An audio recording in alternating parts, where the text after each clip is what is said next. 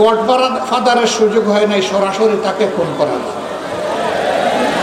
এই অধ্যাপক গোলাম আজম সাহেবকেই তিনি নিষিদ্ধ ঘোষণা করেছিলেন নারায়ণগঞ্জের মাটিতে।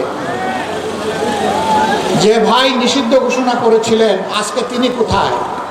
প্রিয় নারায়ণগঞ্জবাসী, আপনাদের স্মরণ আছে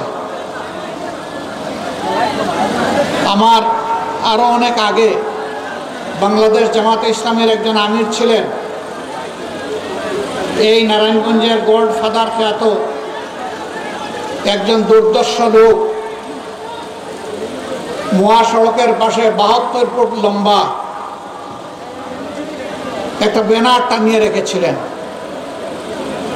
উনি সেই ব্যানারে লিখেছিলেন অমুকের প্রবেশ নারায়ণগঞ্জে নিষিদ্ধ। আরেক ধাপ এগিয়ে তিনি জেলা প্রশাসক এবং জেলার পুলিশ সুপারের উপস্থিতিতে একটা সভায় বলে রেখেছিলেন, ডিসিএসপি সাহেব আমার নামে খুনের একটি অগ্রিম মামলা দায়ের করে রাখেন, আমি অধ্যাপক গোলাম আজমকে খুন করতে চাই।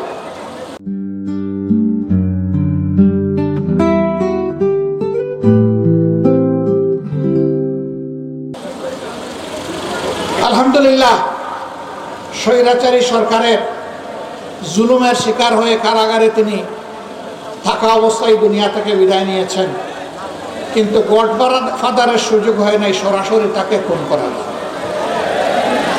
এই অধ্যাপক গোলাম আজম সাহেবকেই তিনি নিষিদ্ধ ঘোষণা করেছিলেন নারায়ণগঞ্জের মাটিতে। যে ভাই নিষিদ্ধ ঘোষণা করেছিলেন আজকে তিনি কোথায়? তিনি কি নারায়ণগঞ্জে আছেন? অহংকার ভালো জিনিস নয়, গর্ব অহংকার করতে নাই, দাম্ভিকতা দেখাতে নাই, ক্ষমতার জোরে ছড়ি ঘুরাতে নাই, মানুষকে খুন করতে নাই, সন্ত্রাসকে প্রশ্রয় দিতে নাই, সন্ত্রাসীদেরকে লালন করতে নাই। এই কাজগুলো যারা করেন দুনিয়ায় তারা তাদের করুণ পরিণতির একটা অংশ ভোগ করেন এবং আখেরাতে আদালতে at the day of final judgement আল্লাহ তাআলা তাদেরকে শুলে ছড়াবেন। সেই শুলটা বাংলাদেশের বিভিন্ন দেশের বিদ্যমান শুলের মতো নয়, সেটা আগুনের মহাকুণ্ড।